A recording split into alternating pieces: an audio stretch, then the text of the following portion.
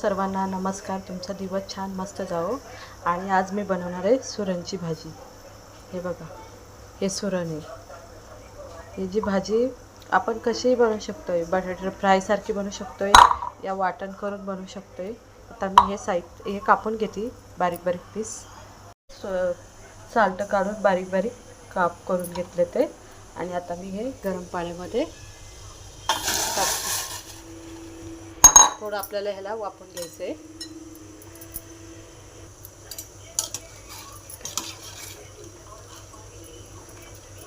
पाच मिनटं आपल्याला झालं वाफ द्यायची आहे.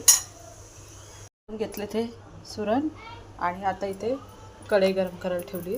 त्याच्यामध्ये थोडंसं जिरं टाकते,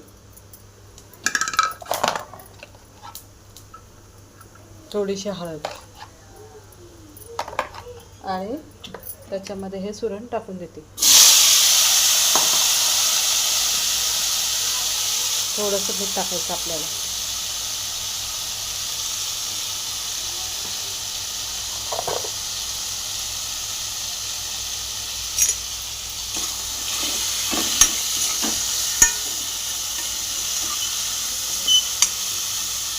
त्याच्यामध्ये मी लाल तिखट वगैरे काहीच नाही टाकणार आहे, कारण का हे आपल्याला मी अशीच फ्राय करणार आहे.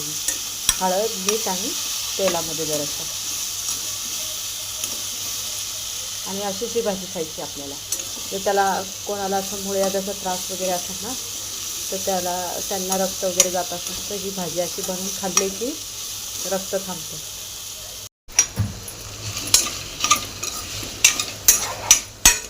हे बघा, अशी ही सेम बटाटा फ्राय सारखी भाजी होते. खायला सेम बटाट्यासारखी लागते. आता शिजली आहे. आता मी गॅस बंद करते. हे बघा, ही सुरणची भाजी खाण्यासाठी रेडी.